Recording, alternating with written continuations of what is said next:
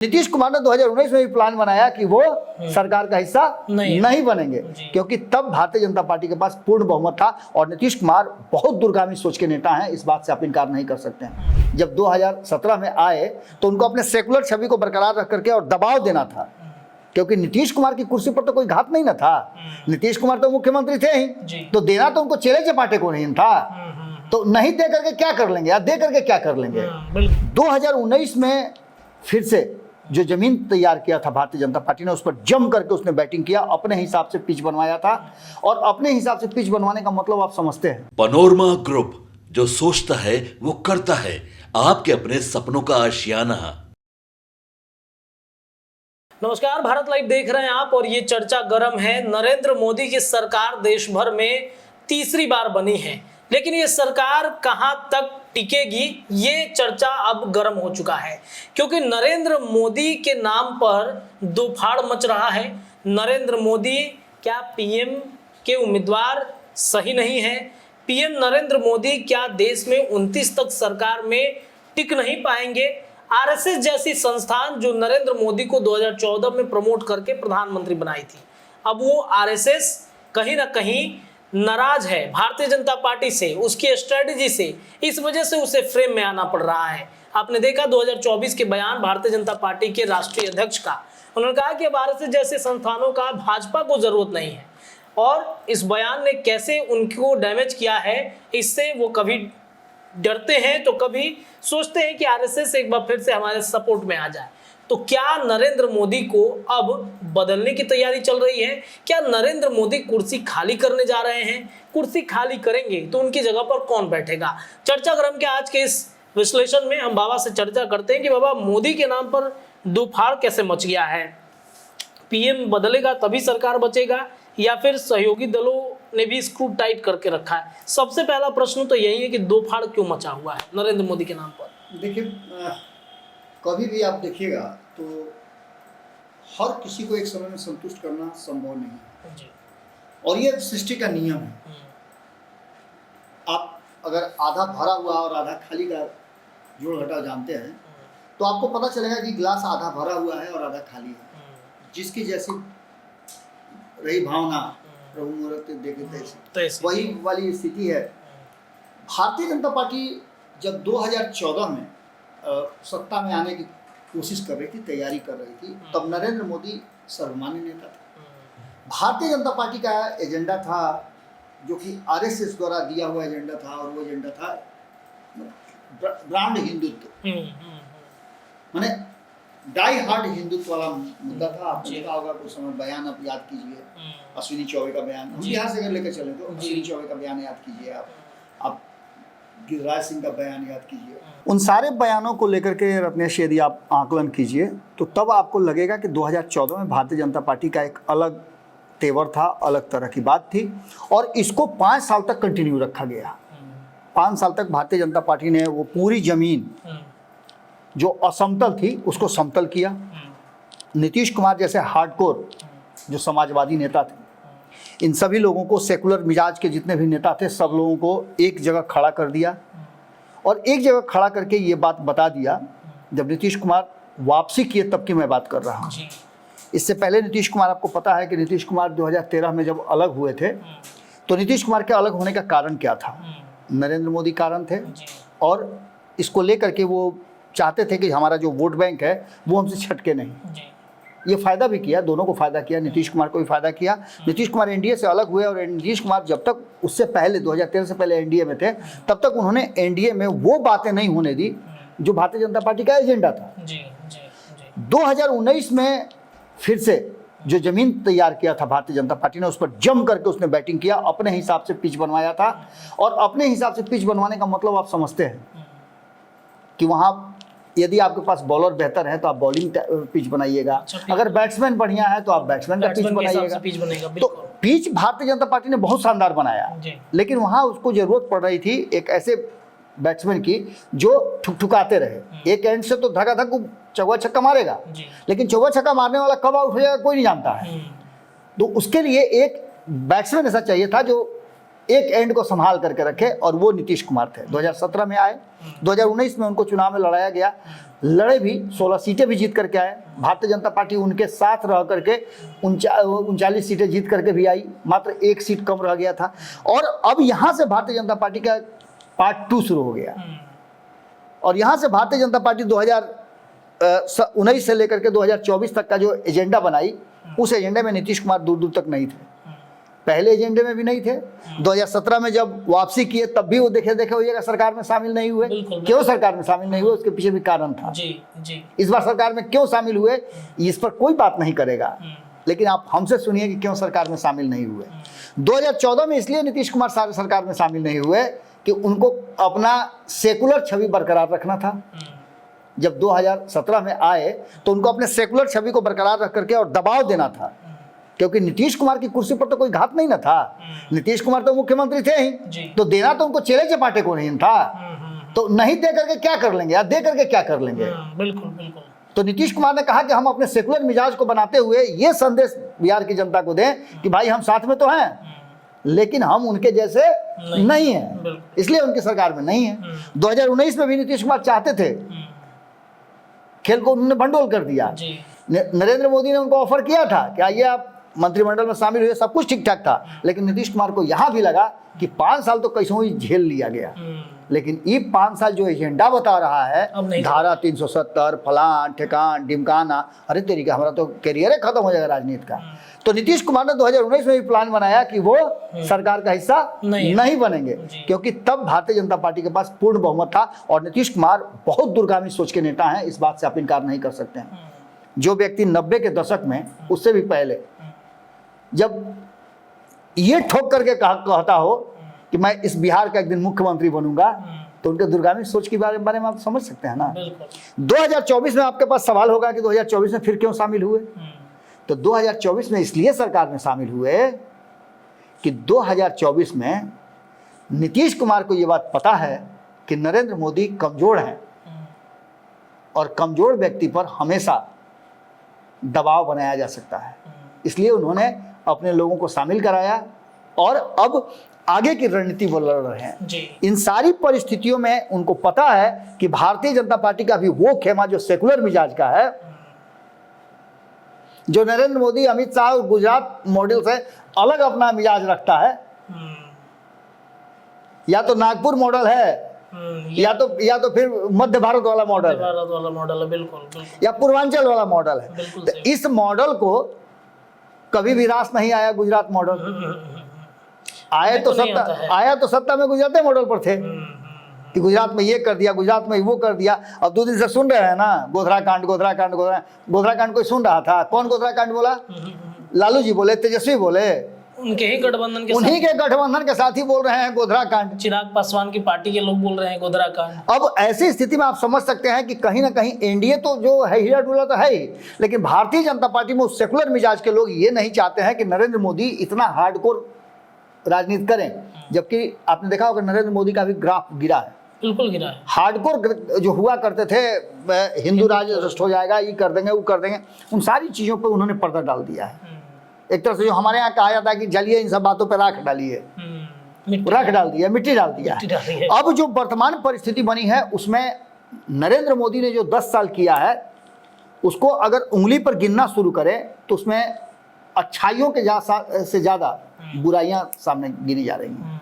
चाहे वो विपक्ष गिन रहा हो, उनके साथ के लोग गिन रहे हों, या फिर नरेंद्र मोदी को सत्ता से बेदखल करने के लिए जो जो जरूरत है उन सारी चीजों को सामने लाया गया। और उनके कहने का मतलब है कि नरेंद्र मोदी पीएम अच्छे नहीं है।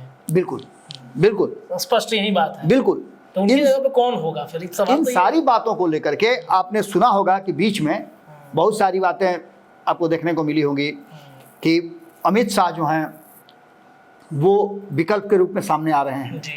और इसके बाद में तो नाम भी उनका सबसे टॉप पर है। नितिन गडकरी का नाम आप ले सकते हैं। नितिन गडकरी को लेकर के एक जो भारतीय जनता पार्टी का बड़ा हिस्सा है वो उनको सेकुलर नेता के रूप में देखता है, और वो आरएसएस के कैडर भी हैं। उनके काम को लेकर के उनको लोग जानते हैं, वरना नितिन गडकरी को कौन जानता है? किस मंत्री का नाम पूछे तो आप बताइएगा। 4-5 विभागों के मंत्री को छोड़ करके आप किसी विभाग के मंत्री का नाम याद रखिए क्या? जब जरूरत होगा तो लिस्ट देख करके आप उसका उसके विश्लेषण कीजिएगा। बिल्कुल बिल्कुल। लेकिन ये कुछ नाम है जिसको याद रखिएगा। रक्षा मंत्री का नाम आपको याद होगा, गृह मंत्री का, प्रधानमंत्री का, वित्त मंत्री का नाम याद होगा, लेकिन सड़क परिवहन मंत्री का नाम कौन याद रखता है? रेल मंत्री तक का लोग नाम याद रखते हैं, क्योंकि पहले वो अलग विभाग हुआ करता था, उसका बजट अलग से आता था। लेकिन नितिन गडकरी ऐसे नेता हैं जो सबसे ऊपर बैठ करके काम के दृष्टि से अपने लोगों को दिखाते हैं। तो एक नाम इनका भी आ रहा था कि इस मिजाज के लोग जो हैं वो बन सकते हैं, वो अगर प्रधानमंत्री बने तो इस देश का एक अलग मिजाज बनेगा। इससे भी बड़ी बात आपको बता दें कि जब से आरएसएस की एंट्री हुई है 2024 के चुनाव परिणाम के बाद, तब से माहौल थोड़ा और बदला है। आरएसएस को भी ऐसा लगता है कि कई राज्यों में डोमिनेट करने के चलते, आपको याद होगा रत्नेश कि हम एक खबर कर रहे तो हमने बताया था कि भले ही भारतीय जनता पार्टी 13-14 राज्यों में अपनी सरकार चला रही हो, वहाँ मुख्यमंत्री हो, लेकिन मुख्यमंत्री, अब इस बहुत लोगों को बुरा लग जाएगा, लेकिन आयातित मुख्यमंत्री या रीढ़ विहीन मुख्यमंत्री अचानक से उठा करके गुजरात लॉबी द्वारा रख देना, इसके पीछे का रणनीति क्या हो सकता है? आप योगी आदित्यनाथ को जरा हटा के देखिए ना, ईंट से ईंट बच गया ना भारतीय जनता पार्टी का, सारा कर्म हो गया ना। बिल्कुल बिल्कुल। क्या नहीं हुआ? आप यूपी में बैकफुट पर आ गए, योगी को आपने जरा सा डिस्टर्ब किया तो पूरा उत्तर प्रदेश डिस्टर्ब हो गया। इन सारी बातों को लेकर के आपने जहां जहां मुख्यमंत्री बनाया है वहां कोशिश किया है कि ऐसा मुख्यमंत्री हो जो गुजरात लॉबी क्या सुने, उसी के आधार पर चले। अच्छी बात है कि जब केंद्र में आपकी सरकार है तो सरकार के साथ सामंजस्य बिठा के चले, लेकिन फैसले आपके होने चाहिए। ऐसा किसी भी मुख्यमंत्री में पावर नहीं, ताकत नहीं है, क्योंकि उनको पता है कि उनको गिफ्ट में मिला है ये, जिस दिन ये गिफ्ट मालिक घुसाएगा छीन लेगा। ये सारी परिस्थितियां कहीं ना कहीं भारतीय जनता पार्टी के अंदर चल रही हैं, और इन परिस्थितियों में जो आपने देखा होगा कि इधर जो मिजाज बदला है, मात्र 2 महीना से ही हो रहा है ना, 2-2.5 महीना हो रहा है सरकार को बने हुए, और 2.5 महीना में इतनी सारी चीजें। अभी आपने एक सर्वे का भी देखा होगा, ये सर्वे का ना जरूरत क्या था, कहीं कोई जरूरत नहीं था। आप इसके अलावे उन 52 लोगों पे जो आपके 240 के अलावे हैं एनडीए का हिस्सा, उनको उनका आप जन्म कुंडली निकलवा रहे हैं, तो आपको क्या लगता है कि उनका जन्म कुंडली निकाला तो उनको पता नहीं है? आपके दरवाजा पर आकर कोई सरंगी बजाने लगे तो आपके कान तक आवाज नहीं जाएगा? बिल्कुल जाएगा। आपके दरवाजा पे एक कोई अनजान आदमी खड़ा हो जाए जिसको आप नहीं जानते हैं और थोड़ा सा इधर उधर देखना शुरू करे तो तुरंत कहे क्या है जी, क्या कर रहे हो यहाँ? नहीं, बिल्कुल रिएक्शन तुरंत होने लगता है कि कहीं ऐसा तो नहीं कि कुछ वॉच कर रहा है का, कहीं स्पाई है का, नहीं आदमी को हो जाता है सर, बिल्कुल होता है, कहीं रेकी कर रहा है क्या। तो जिस राज्य में जिस दल के लोगों को, जिस सांसदों को आप रेकी करवा रहे हैं, उसको नहीं पता है कि हमारा छानबीन चल रहा है, उसको जैसे मौका मिलेगा तो करेगा क्या? आप कितना भी कह लीजिए, शुरू से देख रहा हूं मैं कि मोदी के हनुमान, मोदी के हनुमान, मोदी के हनुमान, इतना मोदी का हनुमान कि हनुमान का नाम लोग भूल करके अब चिराग जाप कर शुरू कर दिया है कि चिराग का नाम ले लीजिए तो आप हनुमान चालीसा आप पढ़ लिए। और वो चिराग पासवान अगर केंद्र सरकार के विरुद्ध, अपने ही भगवान के विरुद्ध अगर विद्रोही बिगुल फूंक देते हैं तो इसके मायने क्या निकाले जाए? कहीं ना कहीं कुछ तो नीतीश कुमार इंटरनल बैठ करके बंद कमरे में जब बात करते हैं तो उसे क्या मायने निकाले जाए? नीतीश कुमार जब चुप्पी साध के बैठते हैं तो उसके मायने क्या निकाले जाए? लगातार 2-3 दिनों से जब मैं वॉच कर रहा हूं तो सीधा सा नजर आ रहा है कि नीतीश की चुप्पी और नीतीश का अचानक से 17 महीने की सरकार गिराने के बाद 17 महीने में अपनी कमेटी को बदल देना, दोनों के बीच में कोई सिमिलरिटी नजर आती है, कोई तारतम्य जुड़ा हुआ नजर आता है। और चिराग से मुलाकात, मांझी से मुलाकात, अपने सभी दुश्मनों को अब एक कर रहे हैं। वो ये इंटरनल मुलाकात जो आपके पास तस्वीरें आई हैं, लेकिन जो तस्वीरें नहीं आई हैं, मैंने पहले ही कहा कि पहली बार आपने एक बंगाली को शामिल किया अपने कमेटी में, और ये तब शामिल हुआ है कि जैसे नहीं होता है क्या बोलते हैं उसको, अनुवादक। अगर किसी देश में जाते हैं और उस देश के लोग, जैसे चाइना में जाइएगा तो अंग्रेजी नहीं बोलेगा, वो अपना चाइनीज भाषा ही बोलेगा, तो उसके लिए एक अनुवादक होता है जो अनुवाद करके चाइनीज से अंग्रेजी या हिंदी आपको समझाता है। उसी तरह से एक बंगाली को रखने का मतलब है कि जब ममता बनर्जी वहां से बोले तो नीतीश कुमार को जब कहे केमन आछो तो बताया कि पूछ रही हैं दीदी कि कैसे हैं आप, तो यहां से जो जाएगा उसको ट्रांसलेट करके बताएगा। नहीं, ट्रांसलेटर कहाँ कि नीतीश जी ठीक आछे, जी नीतीश जी ठीक आछे, सब कुछ ठीक आछे, सब कुछ ठीक आछे, ये करने के लिए रखा गया है। इसके अलावे इस कमेटी को बैलेंस जिस तरह से किया गया है वो साफ बता रहा है कि 2025 के चुनाव के लिए है। बिल्कुल। और दोनों परिस्थितियों में अगर नीतीश कुमार एनडीए में उनको पूरा कुशन मिलता है, जो कि संभव नहीं लगता है। चिराग पासवान से उनकी मुलाकात क्यों हो रही है? टटोल रहे होंगे कि अच्छा ये बताओ कि 243 गो सीट है, बढ़ तो नहीं सकता है, ये बताओ कि कई गो सीट तुम मान जाओगे? तो हम तो 35 को हमको चाहिए, 35 सीट, 35 को लोगे तो बीजेपी को क्या दोगे? और तो बीजेपी को आप समझिए। अच्छा, मांझी जी को बुला करके कई गो सीट, तो हमको ज़्यादा नहीं चाहिए, हमको 20 गो सीट चाहिए। अरे पिछला बार 7 गो दिए थे तुमको। अरे छोड़िए ना, वो जमाना अलग था, अभी हम मंत्री हैं केंद्र में, आपको पता है कुछ? अब मेरा भाव बढ़ गया। अब मेरा बेटा को 3 मंत्रालय मिला हुआ है, क्या कह रहे हैं आप? 20 गो से कम में नहीं गुजारा होगा। अच्छा, अब वो बीजेपी से कहेंगे अच्छा ये बताइए कि 30, 20, 50 तो इधर निकल गया, तो आप कई गो लीजिएगा? तो हम तो कम से कम 100 सीट पर लड़ेंगे। आप देख ही रहे हैं, नीतीश जी कहेंगे तो हम क्या करेंगे? कहाँ पाइपलाइन खुला हुआ है, हो किस पाइपलाइन से जाना है इधर से? और वो झांक झुक करके देख उक करके आस्ते से घंटी टंटनाएंगे, तेजस्वी जागते रहो, तेजस्वी जागते रहो, और तेजस्वी यादव उधर तैयार बैठे हुए हैं। बिल्कुल बिल्कुल। वोट की बात कर देखिए, ये सब चीज़ें हम भले ही हल्के में ले लें, लेकिन बिहार की राजनीति को हल्के में आप नहीं ले सकते हैं। बिहार की राजनीति में जो परिस्थितियां बनी हैं, उस परिस्थितियों में कहीं ना कहीं जो खटपट चल रहा है बीजेपी के अंदर, आप इससे इनकार नहीं कर सकते हैं। आप हर मीडिया चैनल में किसी भी राजनीतिक घराने के किसी भी व्यक्ति से पूछ लीजिए कि क्या भारतीय जनता पार्टी में योगी और मोदी के बीच में सब कुछ ठीक ठाक है, आपको पता चल जाएगा। बिहार में आपने देखा, बिहार में भी गुटबाजी है। सम्राट चौधरी का अलग गुट है, फलानमा का अलग गुट है, ढेकानामा का अलग गुट है। सम्राट चौधरी कहते हैं कि इनको राज्यसभा भेजा जाएगा, अब भाजपा की तरफ से दूसरा गुट आता है, कहता है कि काटिए 4 साल नहीं जाएंगे, 2 साल जाएंगे, हमारा आदमी जाएगा 4 साल की। बिल्कुल। ये सभी परिस्थितियां कहीं ना कहीं घुमा फिरा करके इस बात की तरफ इशारा कर रही हैं कि आने वाला जो समय है उसमें मोदी के नाम पर भारतीय जनता पार्टी जो 2 फाड़ है, उसमें प्रधानमंत्री का चेहरा बदलने की कवायद, अगर चेहरा नहीं बदलता है तो एक बात आप मान के चलिए। इस बीच में एक खबर आपको याद होगा कि आपके साथ डिस्कस मैं कर रहा था, जो अमेरिका पर ये दबाव या जो बातें सामने आ रही हैं कि अमेरिका दबाव बना रहा है कि बिहार में, इस देश में, भारत में सरकार बदले, कहीं ना कहीं आग है तभी तो धुआं हुआ है। और रसिया जो ये बात कर रहा है, ठीक है चलिए रसिया और अमेरिका में नहीं पड़ता है, लेकिन ये बातें हवाई भी तो नहीं हो सकती हैं। कुछ ना कुछ अगर इसमें 1% भी संभावनाएं हैं और जो कड़ियां जोड़ी जा रही है कि फलाना फलाना से मिल रहा है, फलाना फलाना से मिल रहा है, फलाना फलाना से मिल रहा है, तो कहीं ना कहीं कुछ तो है।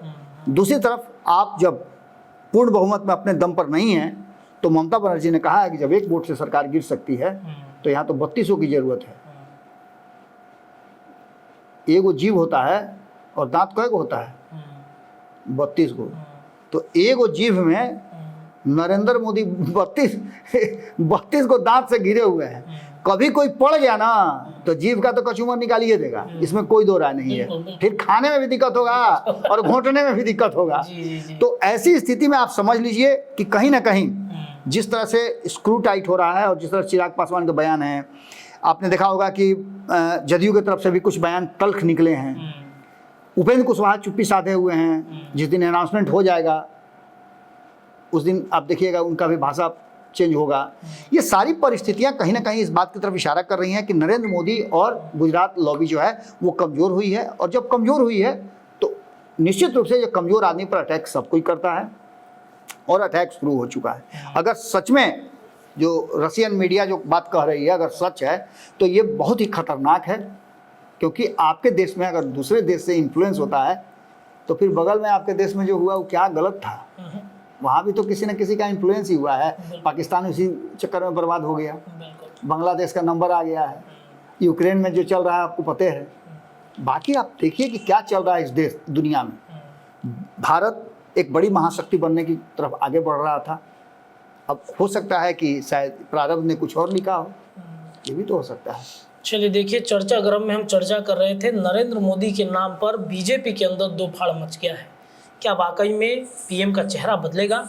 एक सवाल आप सभी दर्शकों के लिए हम छोड़े जाते हैं, राय कमेंट में जरूर दीजिएगा। फिलहाल चर्चा गर्म के इस वीडियो में इतना ही, लेकिन भारत लाइव पर लगातार चर्चाएं गर्म है। जुड़े रहिए हमारे चैनल के साथ। बहुत बहुत धन्यवाद। पनोरमा ग्रुप, जो सोचता है वो करता है। अगर ये वीडियो पसंद आई और वह बिहार के राजनीति और बिहारियत से सरोकार रखेनी तो सब्सक्राइब बटन दबा के चैनल के सब्सक्राइब कर ली। ओजे एगो घंटी बा, ओकरा बटन दबा देला से कुल सटीक और मारक खबर रुआ मुफ्त में मिल जाई। अगर रुआ पत्रकारिता के हमनी के नया प्रयोग में सहयोग कर चाहतानी तो ज्वाइन बटन दबा दी। पेटीएम नंबर नोट कर ली 9386816700। धन्यवाद।